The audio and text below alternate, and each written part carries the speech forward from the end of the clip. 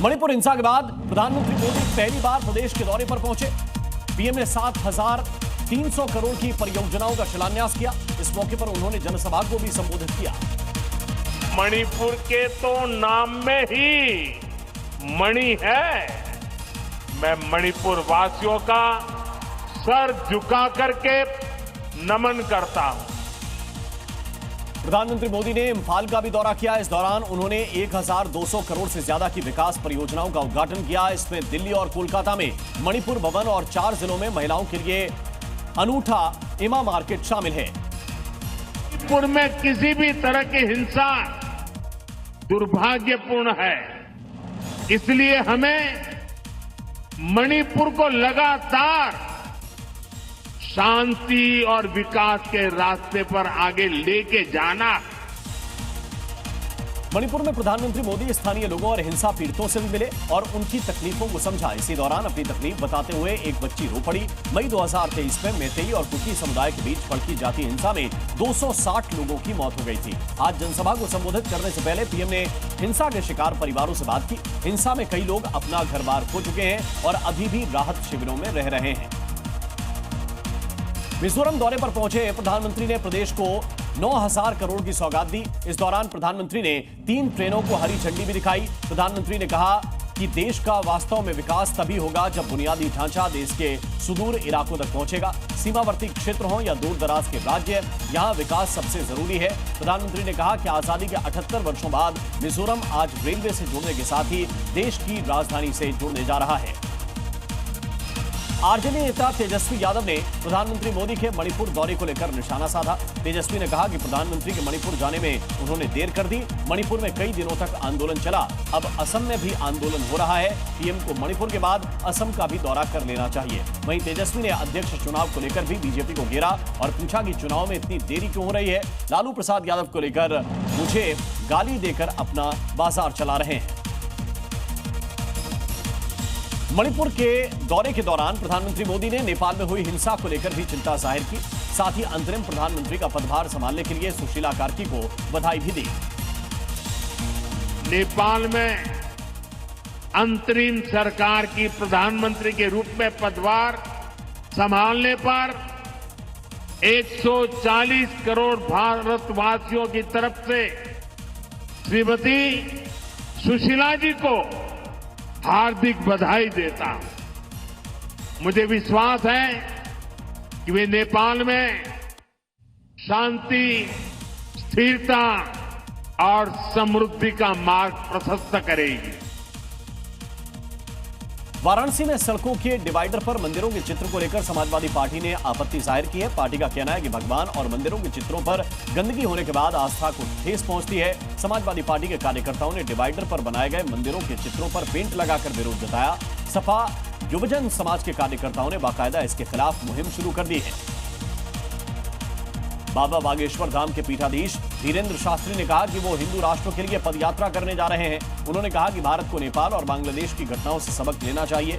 देश में हिंदू एकता का काम बहुत जरूरी है। बाबा बागेश्वर ने यह भी कहा कि भारत को घोषित रूप से हिंदू राष्ट्र बनाना बेहद जरूरी है और इसी के लिए वो 7 नवंबर से 16 नवंबर तक पदयात्रा करने जा रहे हैं। धीरेन्द्र शास्त्री ने यह भी कहा कि हिंदू राष्ट्र ही विश्व शांति के लिए एकमात्र रास्ता है।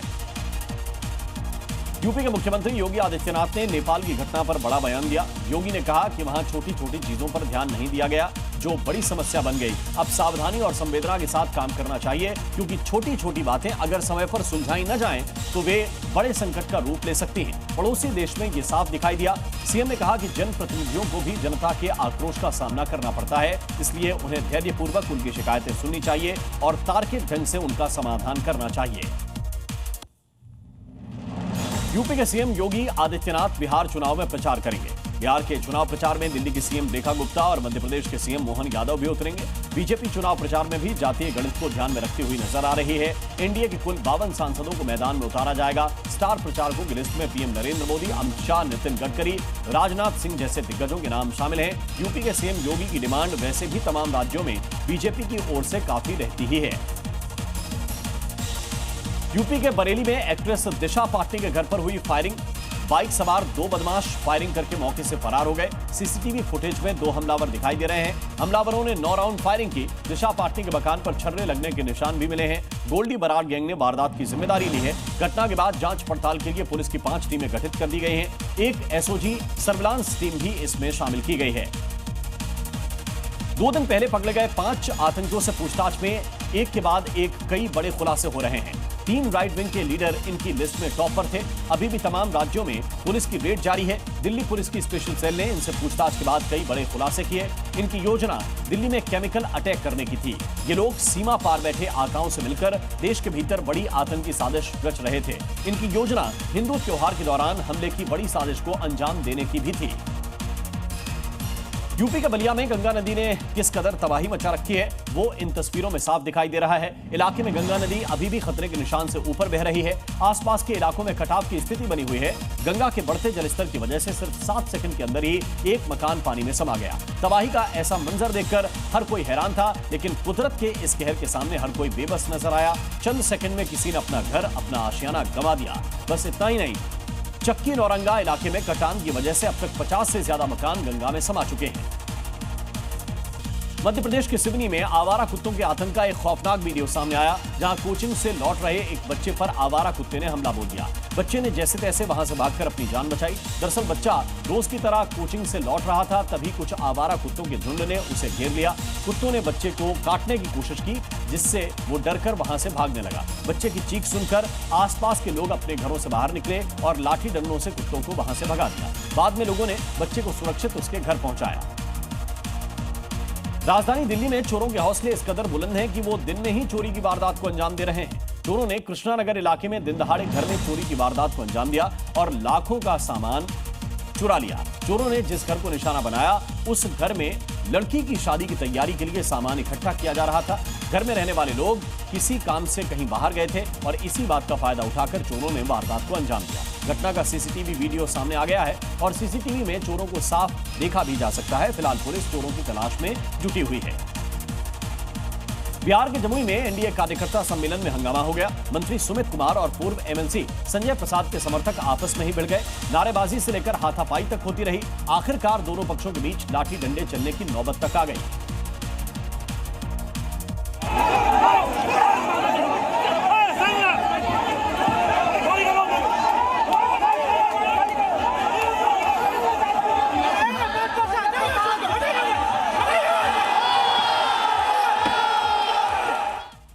आरजेडी नेता तेजस्वी यादव ने कहा है कि प्रधानमंत्री ने मणिपुर के दौरे में काफी देरी कर दी।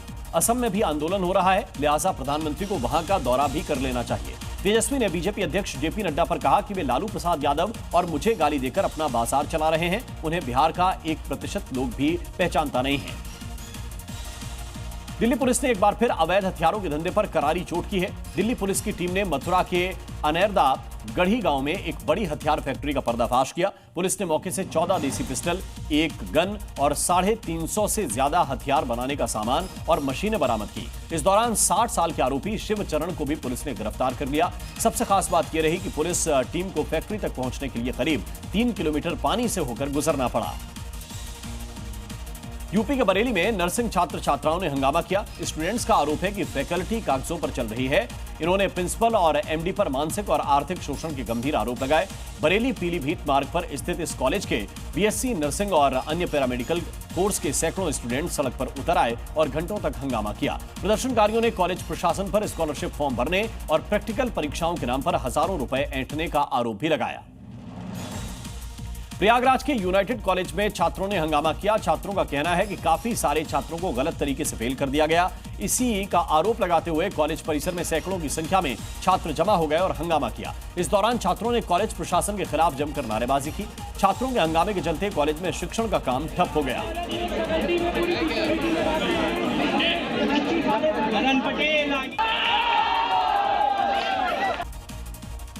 जबलपुर के सिविल लाइन इलाके में बदमाशों ने महिला के घर पर पेट्रोल बम से हमला बोल दिया। लता रजक नाम की महिला ने मामले की शिकायत सिविल लाइन थाने में दर्ज कराई है।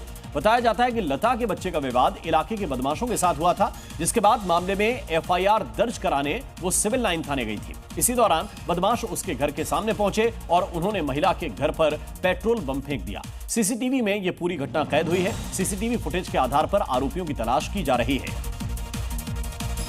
एमपी के कटनी में घुघरा वाटरफॉल में डूब रहे युवक की जान पुलिस ने बचा ली। एडिशनल एसपी संतोष ढेरिया ने बताया कि पुलिस को सूचना मिलते ही बिलहरी पुलिस स्टाफ तत्काल मौके पर पहुंचा और वहां मौजूद लोगों ने युवक के धार के बीच में फंसने की जगह की जानकारी दी। पुलिसकर्मियों ने बिना वक्त गंवाए ही स्थानीय लोगों की मदद से रस्सी का सहारा लिया और तेज बहाव के बीच फंसे युवक को काफी मशक्कत के बाद सुरक्षित बाहर निकाल लिया गया। बचाए गए युवक की पहचान कमलेश के रूप में हुई है। तमिलनाडु के तिरुचिरापल्ली में अभिनेता विजय की रैली में जबरदस्त भीड़ उमड़ी। मंच पर विजय ने लोगों का अभिवादन करते हुए कहा कि उनकी ताकत जनता का समर्थन ही है। रैली में युवाओं, महिलाओं और ग्रामीण इलाकों में बड़ी संख्या में ग्रामीण इलाकों से लोग पहुंचे थे।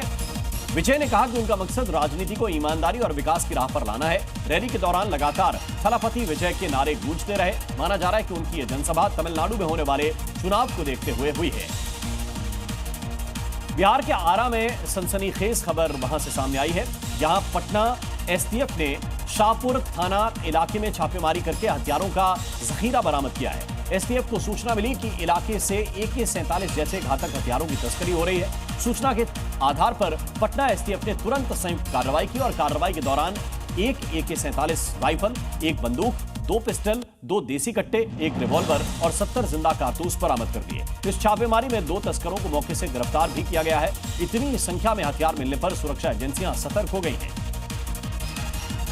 गुरुग्राम के सेक्टर 56 में आज 2 विदेशी नागरिकों ने लोगों को जागरूक करने के लिए सड़कों पर उतरकर सफाई अभियान चलाया। साथ ही अपने घरों के साथ साथ आसपास के इलाकों को भी साफ सुथरा रखने का संदेश इससे दिया गया। इससे पहले भी दोनों विदेशी नागरिकों ने गुरुग्राम के द्रोणाचार्य मेट्रो स्टेशन के पास कूड़ा उठाकर लोगों को सफाई का संदेश दिया था। इसी कड़ी में एक बार फिर सेक्टर 56 की मार्केट में दोनों विदेशी नागरिकों ने सफाई की और इस मुहिम में कई लोगों ने उनका सहयोग भी किया।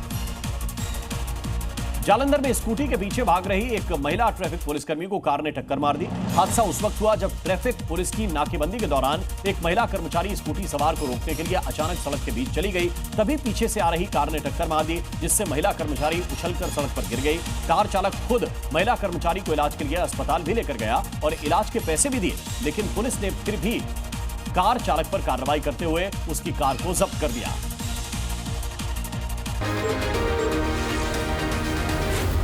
Z News.